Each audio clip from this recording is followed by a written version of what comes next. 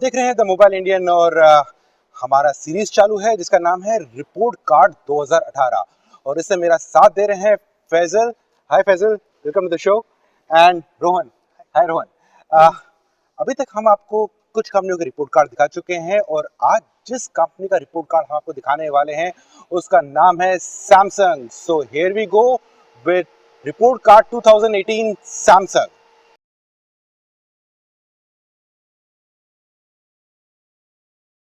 तो आगे बढ़ने से एक ये भी देख लेते हैं और देख लेते हैं इस साल सैमसंग ने भारत में क्या क्या नए फोन्स लॉन्च किए।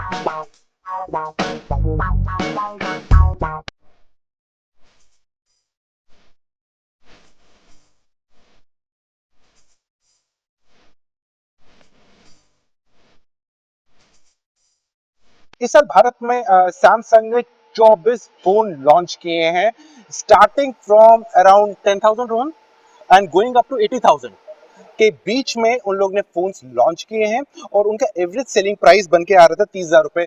ये होना ही था क्योंकि उनके जो टॉप एंड फोन्स हैं वो ऑलमोस्ट 60,000 से लेके 1 लाख के बीच में आते, तो एवरेज सेलिंग प्राइस बढ़ने की उम्मीद ही थी। तो फैजल, स्टार्ट करते हैं कि इस साल का अगर बात करें कि आपके हिसाब से उनका सबसे अच्छा फोन कौन सा लगा आपको? ओके, आई थिंक मतलब जो ज़्यादा एक्सेप्ट हुआ मार्केट में from price and every specification एक बैलेंस था उसमें, that is I guess A7। Okay. But overall उनका I think A series is doing good. मेरे हिसाब से यही है जो उनका एक अच्छा एक्सेप्टेबल फ़ोन रहा मार्केट में। राइट। रोहन, आपके हिसाब से सैमसंग के अच्छे फोन्स कौन से थे जिनने मार्केट में कुछ हड़कंप मचाया? तो अगर हम बात करें सबसे पहले उसकी की जो प्रीमियम सेगमेंट था तो जी। उसमें S9 ने काफ़ी अच्छा परफॉर्म किया था। S9 की वजह से काफ़ी उन्हें हेल्प मिली एक अपने क्वार्टर में बढ़त बढ़ाने में। जी। और वहीं अगर बजट सेगमेंट की बात करें तो उनके जो J सीरीज फोन है जैसे J6 एक है जिसने एक अच्छा परफॉर्म किया ओवरऑल प्राइस सेगमेंट में। अगर J6 प्लस की बात करें तो काफ़ी कंज्यूमर्स ने उसको पसंद किया। राइट। लगता है रोहन ने ना मेरी शीट देख ली है क्योंकि जो ने दो मॉडल्स बोले और अगर हम वो वही मॉडल निकल के आ रहे हैं जो हमारे सब रीडर्स का जो नंबर्स है 2 मिलियन रीडर्स का, उनके सर्चिंग पैटर्न से जो हमने डेटा निकाला है उनमें बजट सेगमेंट में सैमसंग के उन लोग ने प्रेफरेंस दी है J6 को और हाई एंड सेगमेंट में प्रेफरेंस दी है S9 को। दोनों ही फोन काफी अच्छे थे, हमने भी यूज करके देखे थे, फोन काफी डिसेंट थे। लेकिन अगर बात करें 2018 में सैमसंग के तारे गर्दिश में ही थे।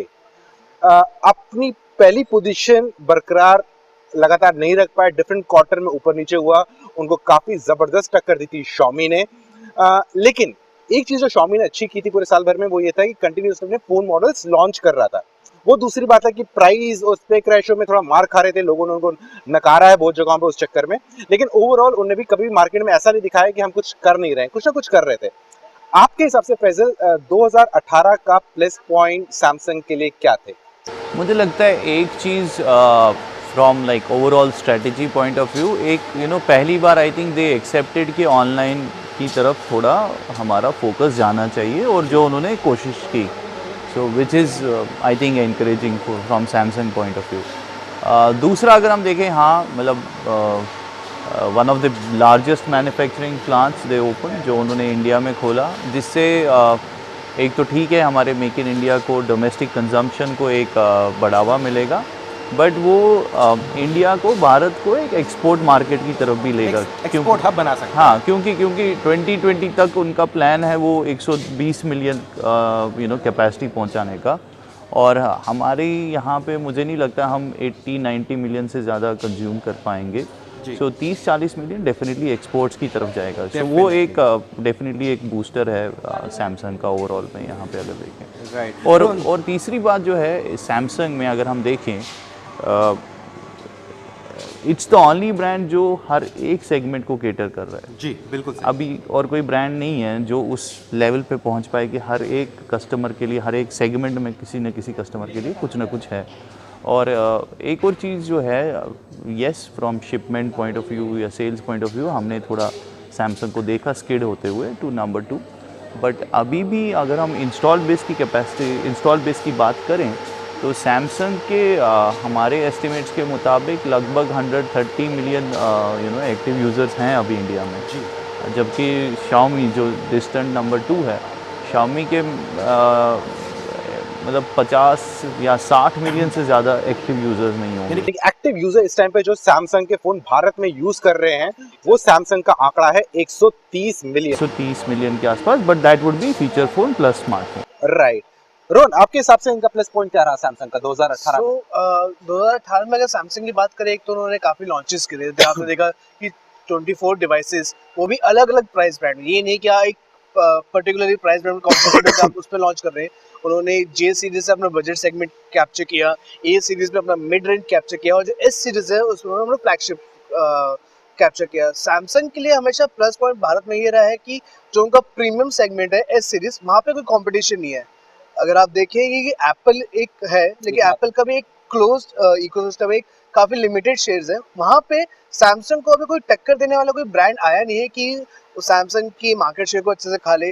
वन प्लस ने कई हद तक मिड रेंज में, मिड प्रीमियम में कैप्चर किया था सैमसंग की मार्केट, लेकिन अभी भी जो प्रीमियम मार्केट है, जो प्रीमियम सेगमेंट है, वहाँ पे भी अभी भी सैमसंग की लीड बरकरार है, और टाइमली वहाँ पे वो अपने फोन लॉन्च कर रहा है। जैसे S9 हो गया, या अभी हाल ही में लॉन्चेस हुए जैसे नोट 9 हो गया, तो वहाँ पे उसने अपनी पकड़ बना के रखी हुई है।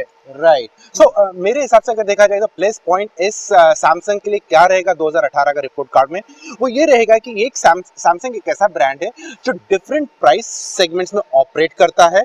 वो हर एक तबके के यूजर्स के लिए कोई ना कोई डिवाइस लेकर आता है, चाहे वो अंडर 15,000 हो, 15 से 30,000 हो, 30 से 50,000 हो, 50,000 से अबाव में भी उनका डिवाइस रहता है। तो उन लोग ने साल भर में हर एक सेगमेंट में अपने डिवाइसेस लॉन्च करते रहे। वो दूसरी बात है, चले या ना चले उसकी बात हम आगे करेंगे, लेकिन फोन लॉन्च किए, यानी कि अपना इंटेंट दिखाया कि हम मार्केट में रहेंगे। और जैसा फैसल ने बताया था, उन लोग ने ऑफलाइन ऑनलाइन मार्केट में भी अपना इंटरेस्ट दिखाया, क्योंकि ट्रेडिशनली जो सैमसंग था उसकी पकड़ ऑफलाइन मार्केट में काफ़ी अच्छी थी, क्योंकि और उनकी पकड़ तब से मजबूत हुई थी जब से उसने नोकिया के सितारे गर्दिश में हुए थे, और तब सैमसंग ने पुश करके ऑफलाइन रिटेल मार्केट में अपनी पकड़ काफ़ी मजबूत कर ली थी। तो तब के बाद लेकिन ऑनलाइन में कभी पुश नहीं किया था, जो अब इस साल में हमें दिखा कि उन्होंने इस तरफ कुछ कुछ कदम बढ़ाए हैं। इसके अलावा सैमसंग ने बाकी सेगमेंट्स में भी कुछ ना कुछ इनोवेशंस करने की ट्राई किए, कुछ ना कुछ नए नए टीवी लाने की कोशिश की। सो कोशिश तो भरमार की, लेकिन नतीजा शायद वो नहीं था जो सैमसंग एक्सपेक्ट कर रहा था। तो बहरहाल आगे बढ़ते हैं। फैजल, आपको क्या लगता है नेगेटिव पॉइंट्स या फिर 2018 के लो पॉइंट्स क्या होंगे सैमसंग के लिए? एक तो वही है जो मतलब उनने कोशिश एक ऑनलाइन आने की वो उतनी सक्सेसफुल नहीं रही अभी। मुझे लगता है वो उसमें रीज़न ये भी है कि वो भी शायद उतना एग्रेसिव नहीं गए। It was just to kind of fill up the void कि हाँ हम ऑनलाइन नहीं है, अब हम ऑनलाइन भी है, बट मुझे उसमें ज़्यादा एग्रेशन सैमसंग की तरफ से नहीं दिखा। सो वो एक अभी भी एक एरिया है जहाँ which need some improvement from Samsung's point of view. दूसरा, जैसे रोहन बता रहे थे, लाइक मिड प्रीमियम सेगमेंट में जैसे उनने सी सीरीज़ लॉन्च की थी, वो भी उतनी खास नहीं कर पाई कुछ। तो अगर हम जब एंटायर कॉन्टिन्यूम देखेंगे सैमसंग का, तो एंट्री लेवल पे अब अच्छा हो, मिड पे अच्छा हो, प्रीमियम में अच्छा हो, लेकिन मिड प्रीमियम कहीं पे आपका एक गैप है, एक वैक्यूम है। लेकिन जो ऑनलाइन ऑफलाइन की बात कर रहे हैं, ऑफलाइन में उनकी पकड़ तो मजबूत है, लेकिन अब जो ऑनलाइन में एंट्री मारे तो वहाँ पर प्रॉब्लम ये आ रही है कि ऑफलाइन डिस्ट्रीब्यूटर्स को कैसे खुश रखेंगे। वो कह रहे हैं आपने ये फोन ऑनलाइन में दे रहे हो, ये उनके लिए काफी कठिनाई हो सकती है। आई थिंक आप लाइक बहुत सारे वेज हैं, आप सीरीज अलग कर सकते हो, जैसे उन्होंने किया भी जी, था जो कुछ कर रहे हैं कुछ, वो हाँ, तो सीरीज अलग कर सकते हो, कुछ ना कुछ, मतलब यू कैन वर्क आउट। हाँ, ये भी एक बात सच है कि जितना हम ऑनलाइन देख रहे हैं कि इतना बिक रहा है, उतना एक्चुअल में है भी नहीं, बिकॉज उसमें एक रीसेलर फ्रॉड का एक एंगल आता है जी।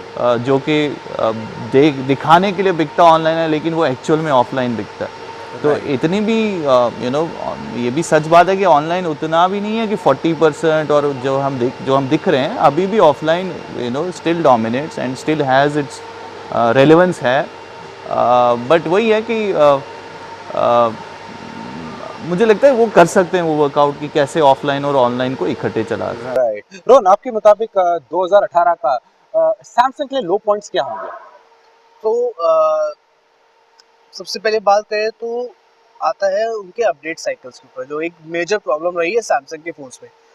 जहाँ एक तरफ आपको प्रीमियम या मिड प्रीमियम में या मिड रेंज तक में आपको अपडेट्स सैमसंग ठीक ठाक करता है, लेकिन जहाँ बजट सेगमेंट और जो एंट्री लेवल फोन्स होते हैं वहाँ पे अपडेट्स का बहुत कम है, मतलब बहुत माइन्यूट है as compare to other brands. जैसे काफ़ी ब्रांड्स तब भी पुश करते हैं, लेकिन सैमसंग के अपडेट्स बहुत देर बाद आते हैं। जी। तो एक ये प्रॉब्लम है सैमसंग के जो 2018 2018 में जो मेन जो लगी हमें, और जो सेकेंडली जो प्रॉब्लम हमें लगी कि जो स्पेक्स टू जो प्राइस रेशियो आजकल जो it's a hot topic for the smartphone industry, वहाँ पे फोन्स काफ़ी ओवर प्राइस लगते हैं। जो अगर आप कई कई फोन्स देखो उनके 17-18 thousand में भी they are giving HD plus display, जो एक स्टैंडर्ड बन चुका है फुल HD प्लस का। और कई अगर बाकी स्पेक्स भी देखें, जो उनके एक्सोनॉस प्रोसेसर है काफ़ी ओल्ड हो चुके हैं।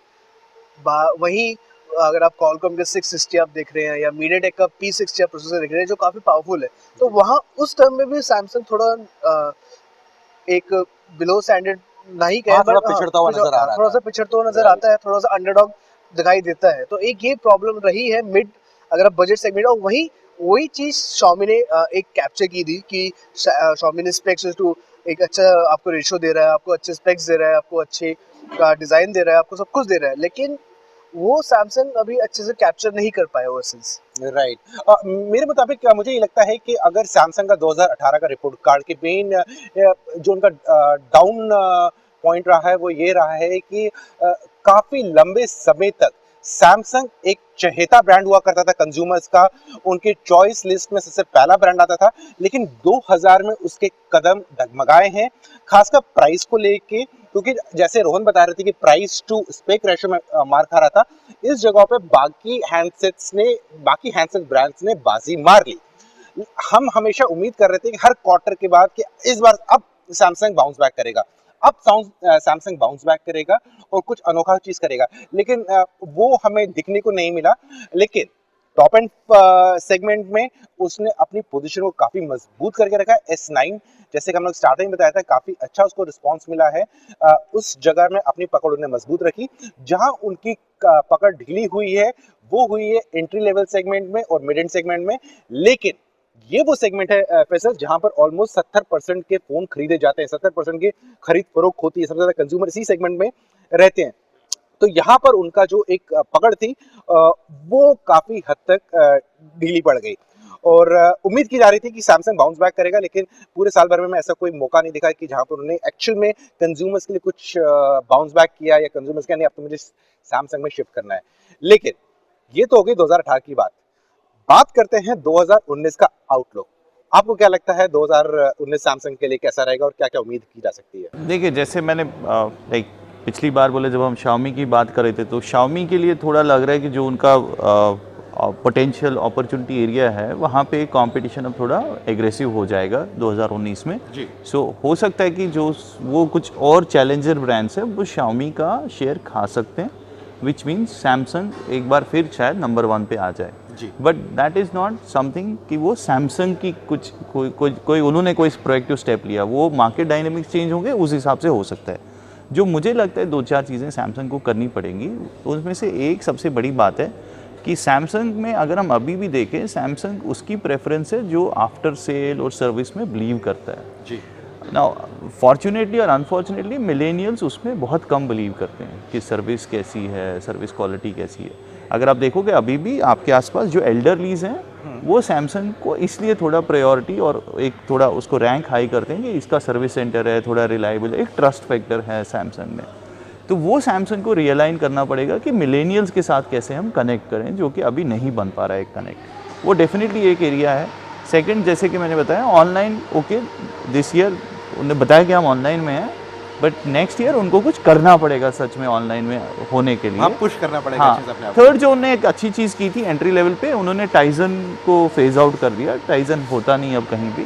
जी। एक उस एरिया में एक अपॉर्चुनिटी हो सकती है 2019 में, क्योंकि हमने देखा फीचर फ़ोन टू अब स्मार्टफोन अपग्रेड एक वो डेफर हो गया बिकॉज ऑफ जियो फ़ोन, जो कि एक हाइब्रिड फ़ोन बीच में आ गया। जी। बट जो अभी तक थोड़े आ रहे हैं अर्ली इंडिकेटर्स, उतनी सेटिस्फैक्शन जियो फ़ोन से नहीं है यूज़र्स को। जी। सो डेफिनेटली ये एक सेगमेंट बन जाएगा, एक अपॉर्चुनिटी बन जाएगी एंट्री लेवल स्मार्टफोन के लिए। नाउ मुझे नहीं अभी लग रहा कि इंडियन ब्रांड जो जिनका वो पर्टिकुलर एरिया हुआ करता, वो कितने अभी कैपेबल हैं कि वो उस अपॉर्चुनिटी को 2019 में एड्रेस कर पाए। कैपिटलाइज कर पाएं उस पे। हाँ, तो उधर मुझे लग रहा है सैमसंग एक ऐसा प्लेयर है जो एंट्री लेवल में फिर उस मार्केट को कैपिटलाइज कर सकता है। उसकी तरफ भी उनको 2019 में थोड़ा ध्यान रखना पड़ेगा। ग्रेट। रोहन, आपको क्या लगता है कि 2019 का आउटलुक क्या है? तो काफ़ी प्रॉमिसिंग लग रहा है। जैसे हाल ही में जो सैमसंग की डेवलपर कॉन्फ्रेंस हुई थी, अगर उसमें देखें तो उन्होंने काफ़ी नई वैराइटीज़ ऑफ नॉच लेके आए थे। उनका एक फोल्डेबल स्मार्टफोन भी आ रहा है 2019 में। तो एक्सपेक्टेशन काफ़ी हाई है एज यूजुअल, क्योंकि एक काफ़ी वेल नोन एक ट्रस्टेड ब्रांड है। बट जी। उनको ये बात भी समझनी चाहिए कि आप अगर इंडियन मार्केट की बात कर रहे हैं तो आपको बजट यूजर्स की बात भी सुननी चाहिए एक हद तक, कि अगर आप एक अच्छा वेल स्पेक्ड फ़ोन दें, अगर वेल प्राइस फ़ोन दें, तो आपकी जो एक लॉस यूज़र बेस है जो अभी भी कहता है कि नहीं यार सैमसंग का फ़ोन अच्छा था, लेकिन अब बहुत ओवर प्राइस हो रहा है, अगर उसका वापस वो अपने कॉन्फिडेंस में ले सके तो उनके लिए अच्छा होगा। वरना फिर आप देखेंगे क्वार्टर टू क्वार्टर उनका एक जो डिक्लाइन होता जा रहा है वो बरकरार रह सकता है। राइट। मेरे हिसाब से सैमसंग 2019 का आउटलुक ये है कि सैमसंग को मैं एक सोते हुए शेर की तरह मान रहा हूँ, जो ऑलमोस्ट कुछ गहरी नींद में चला गया था 2018 में, काफी टाइम तक शांत रहा। लेकिन 2018 में मुझे उम्मीद है कि वो शेर जागेगा। लेकिन जब जागेगा तो जो चीजें मैं एक्सपेक्ट कर रहा हूँ, कि जैसे रोहन ने बताया, फैजल ने बताया, कि प्राइसिंग एक इम्पॉर्टेंट पैरामीटर हो चुका है इस टाइम बाइंग डिसीजन में। उसको प्राइस टू स्पेक रेशियो पे काफी काम करना पड़ेगा, और उसके अलावा प्रोडक्ट्स में इनोवेशंस दिखानी पड़ेगी। जो एक्चुअली टॉप एंड फोन है वो दिखाते हैं, लेकिन इस बार उन्होंने मिड एंड फोन में भी एक लाके दिखाया 4 camera setup and all those things. लेकिन वो 4 कैमरा सेटअप वाला right now it is unbaked product. उस प्रोडक्ट में इनोवेशन इंटेंट दिखाया उनने, लेकिन एक जिसे कहते हैं फिनिश आती है, जिसमें यूज करने में कंज्यूमर को मजा आएगा या लगेगा यार बहुत अच्छी चीज दे दी, वो अभी कमी है। तो 2019 के लिए हमारा आउटलुक ये है, सैमसंग में मार्केट में मेजर तरीके से वापसी करने का दम है, लेकिन वो सब डिपेंड करता है कि सैमसंग अपनी स्ट्रैटेजी कितनी एग्रेसिव बनाए और कंज्यूमर्स को फोरफ्रंट में रखे। फैजल, इसमें कुछ ऐड करना चाहेंगे आप? आई थिंक एक और चीज़, जैसे रोहन भी बता रहे थे, आप भी बता रहे थे कि हाँ, एक एंट्री लेवल पे एक परसेप्शन बना था इंडस्ट्री में 2-3 साल पहले कि जो सबसे लेटेस्ट अपडेट्स हैं ओएस के, वो मिड टू हाई एंड में जाते हैं, एंट्री लेवल उतना बॉदर नहीं करता है। बट लेकिन अब सिक्योरिटी एक कंसर्न है। जो नया अपडेट आता है उसमें security is one of the concern, मतलब एड्रेस हो जाता है। तो आजकल डिजिटल पेमेंट्स हर कोई, मतलब एंट्री लेवल बंदा भी कर लेता है, और अगर मतलब उधर थोड़ा अवेयरनेस कम है तो हमें उसको ज़्यादा सिक्योर एनवायरनमेंट देना चाहिए। तो मुझे लगता है सैमसंग एक प्लेयर है जो एंट्री लेवल पे मे बी लेटेस्ट अपडेट्स के साथ आ सकता है, और वो उनकी एक थोड़ी डिफरेंशिएटिंग स्ट्रैटेजी रह सकती है। आई थिंक अदरवाइज जो आपने बोला एब्सोल्युटली उनमें है वो दम। ग्रेट। तो फ्रेंड्स, इसके साथ हमारा ये रिपोर्ट कार्ड यहीं खत्म होता है, रिपोर्ट कार्ड 2018 सैमसंग का। अगर आपके कुछ क्वेश्चंस हैं या आप चाहते हैं किसी क्वेश्चंस का हम तीनों में से कोई भी जवाब दें, कमेंट सेक्शन में जरूर लिखिएगा, हम उसका जवाब आप तक पहुंचाएंगे। Thanks Faisal, was lovely talking to you. Thanks Rohan. तो फ्रेंड्स, देखते रहिए द मोबाइल इंडियन। जल्दी एक और नया रिपोर्ट कार्ड आ रहा है, एक और नया ब्रांड का। So till the next time we meet again, good bye.